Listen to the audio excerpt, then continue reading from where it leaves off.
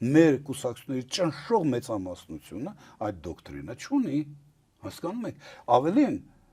կուսակցություն կամ քաղաքականությամբ զբաղվելը շատ շատերի համար, եթե դե չասեմ բոլորի համար համատարած, դա իշխանության գալու միակ տարբերակն է, այսինքն մարդկանց մի լիդերների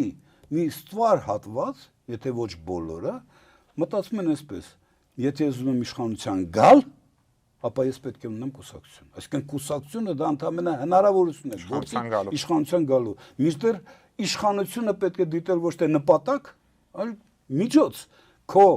կուսակցության գաղափարական հենքով հանրային կյանքի կազմակերպման միջոց, հնարավորություն։ Եթե դու իշխանություն ես, ապա քո քաղաքական միտքը, գաղափարական հանրային կյանքի կազմակերպման քո կոնցեպտը կյանքի կոչելու ավելի մեծ հնարավորություն ունես, քան եթե դու իշխանություն չես։ Այսինքն իշխանությունը չի կարող դառնալ նպատակ։ Երբ որ դուք իշխանությունը հայտարարում եք նպատակ, այդ ժամանակ այդ նպատակին հասնելու ցանկացած միջոց համարվում է արդարացված, սա ընտրակաշառքից։